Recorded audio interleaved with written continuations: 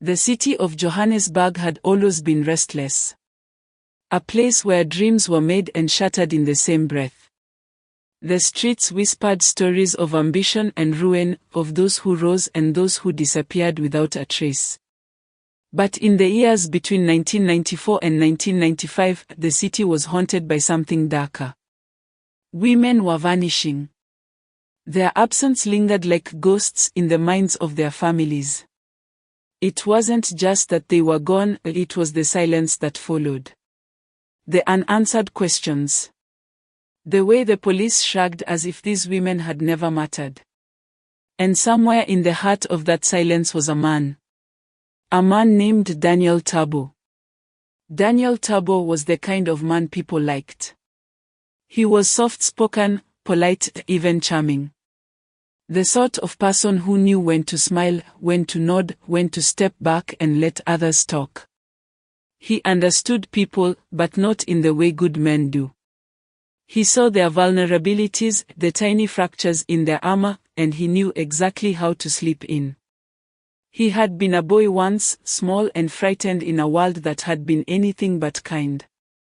He had learned early that kindness was a currency, a tool that could be sharpened and wielded against the unsuspecting. He knew what it was to feel powerless. And he had vowed never to feel that way again. That was how he became a hunter. His prey. Women. The ones who were struggling, desperate, searching for something better.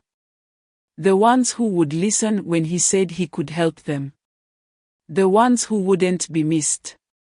Lindawe Makona was 24. A mother of two. She had come to Johannesburg looking for work, but the city had swallowed her whole. The rent was overdue, the cupboards were bare, and she was tired, so tired, of feeling like the world was pressing down on her chest. That was when she met Daniel. "You're looking for a job?" he asked. His voice was smooth, practiced. She nodded. "I can help," he said. "There's an organization I work with. We help women like you, single mothers, people who need a fresh start." Hope flickered in her chest, a small, fragile thing. She wanted to believe him. She wanted to believe that the world still had good men in it. The next morning, she met him at the taxi rank.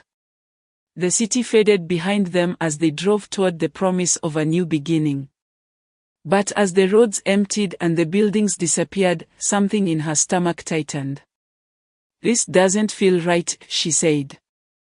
Daniel didn't answer. When he pulled the car over, it was already too late. The first bodies were found months later, decomposed beyond recognition. They lay in fields, in abandoned lots, in places forgotten by time.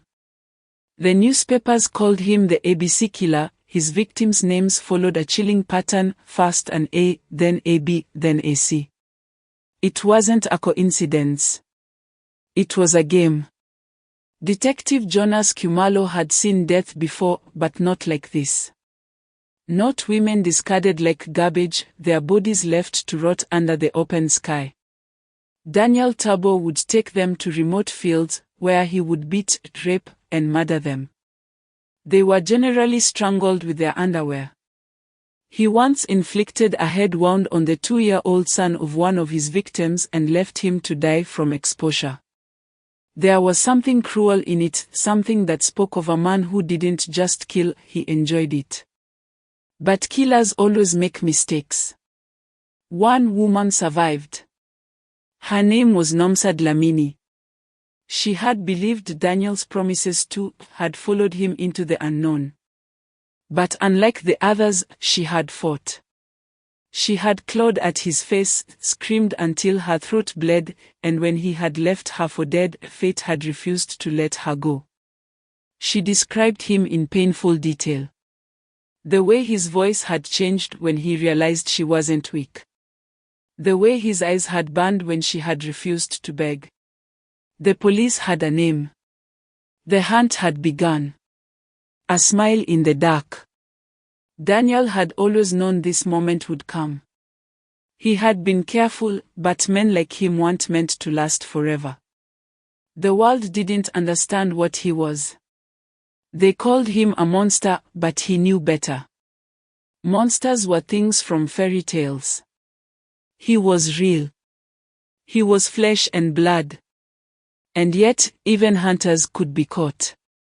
When the police found him, he didn't run. He was sitting in a hospital bed, recovering from a knife wound after an altercation. He looked up at the officers and smiled. "You finally caught me," he said. Like it was a joke. Like none of it mattered. A sentence of eternity.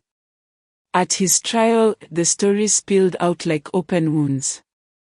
The women he had lured. The lives he had stolen. The suffering he had left behind. He sat through it all with the same smile. Unmoved. Unbothered. The judge sentenced him to 2,410 years in prison. A number so absurd it almost seemed meaningless. But in the end, it didn't matter how many years they gave him. The women were still gone. The city still carried their ghosts. And in the shadows of Johannesburg, there would always be another Daniel Thabo waiting to be found. Johannesburg moved on. Or at least, that's what people told themselves. The city had a way of swallowing its own horrors, of pushing tragedy to the fringes until it became a whisper, a thing only spoken about in low voices and late-night conversations. But for those who had lost their daughters, their sisters, their mothers, there was no moving on. For the Makona family, the weight of Lindau's absence never lifted. Her mother, an old woman with tired hands, still set the table for 4 even though only 3 remained. Her children, too young to understand at first, grew up with questions that had no answers. "Where is Mama?" they used to ask. And the answer was always the same. "She's gone. Gone." A word that felt empty, that could never capture the violence of what had happened. The way her life had been stolen. The way her body had been left in a field like it was nothing. For the families of the other victims, grief became a shadow that followed them. Some turned to God, hoping for justice beyond this world. Others turned inward, breaking under the weight of loss. And some, like Nomsa Dlamini, the one who survived, tried to fight back in their own way. She started an organization for women, a small shelter where those in need could find safety. But she knew that no matter how many women she helped, there would always be another predator waiting. And that was the part that haunted her the most. For a time, the people of Johannesburg spoke about the ABC killer in hushed voices. They told their daughters to be careful, to never trust a stranger, to always tell someone where they were going. But fear had a way of fading. The newspapers moved on to new scandals, new tragedies. The police, once so determined to catch him, went back to their usual indifference. And in the townships, in the quiet corners of the city, women still disappeared. Different names. Different faces. But the same story. Because Johannesburg didn't change. Not really.